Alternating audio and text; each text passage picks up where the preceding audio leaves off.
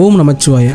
63 நாயன்மாரில் ஒருவரான திருக்குறிப்பு தொண்ட நாயனார், அவரை சிவன் எவ்வாறு ஆட்கொண்டார் அப்படின்றத பற்றி தான் இந்த பதிவில் நம்ம பார்க்க போகிறோம். இவர் தொண்டை நாட்டில் இருக்க காஞ்சிபுரத்தில் வாழ்ந்து வந்தார். தினமும் சிவன் அடியார்களோட அழுக்கு துணிகளை துவைத்து கொடுக்கறதா இவரோட தொழிலாகவே இருந்தது. சிவனடியார்கள் தம் மனசில் நினைக்கிறத இவர் முன்கூட்டியே உணர்ந்து செயல்படுறதுனால தான் இவருக்கு திருக்குறிப்பு தொண்ட நாயனார் அப்படின்னே ஒரு பேர் வந்துச்சு. இவருடைய தொண்டை உலகறிய செய்யணும்னு நினச்ச நம்ம சிவபெருமான் ஒரு திருவிழா நடத்தினார். ஒரு குளிர்காலத்தில் ஈசன் அடியாரை போலவே ஒரு சில வேடம் போட்டு அழுக்கேறிய கந்தை துணியை உடுத்திக்கிட்டு மெலிந்த மேனியோட நடக்க முடியாமல் தள்ளாடிக்கிட்டு திருக்குறிப்பு தொண்ட நாயனோட வீட்டுக்கு ஒருவர் வராரு. சிவனடியாரை பார்த்ததுமே நாயனாருக்கு ரொம்ப மகிழ்ச்சி ஆயிடுது. அவரை வரவேற்று பணிந்து வணங்குறாரு. அங்கே வந்த சிவனடியாரோட குறிப்பை அறிஞ்ச நம்மளோட திருக்குறிப்பு தொண்ட நாயனார், உங்களுடைய கந்தை உனி ரொம்பவே அழுக்கேறி போயிருக்கு, நான் வேணா இதை துவைச்சு கொடுக்கவா அப்படின்ட்டு அவர் கேட்குறாரு.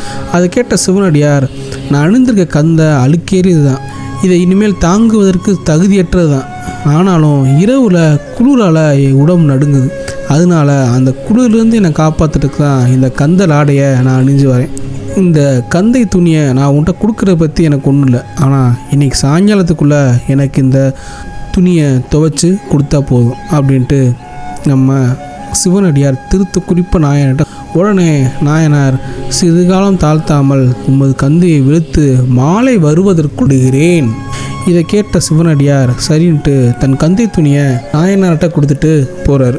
நாயனார் உடனே அந்த துணியை விழுக்கிறதுக்காண்டி ஆத்தங்கரைக்கு அங்கே அவர் துவைச்சிக்கிட்டு இருக்கும்போது மழை பயங்கரமாக பெய்யுது. துவைச்ச துணியை அவரால் காய போடவே முடியலை. மாலை நேரமும் நெருங்கிருச்சு. சிவதொண்டர் வந்துடுவார், நம்மக்கிட்ட கொடுத்த கந்தை துணியை கேட்பார். நம்ம என்ன செய்கிறது, நம்ம கொடுத்த வாக்கை நம்மளால் காப்பாற்ற முடியாமல் இப்போ நான் என்ன செய்கிறது அப்படின்னு நினச்சி தன் உயிரை மாச்சுக்க துணிஞ்சு அருகில் இருக்க கல்லில் தன் தலையை பல தடவை மோதுறாரு. அப்போ சிவனடியார் அவரை தடுத்து ஆட்கொள்கிறார்.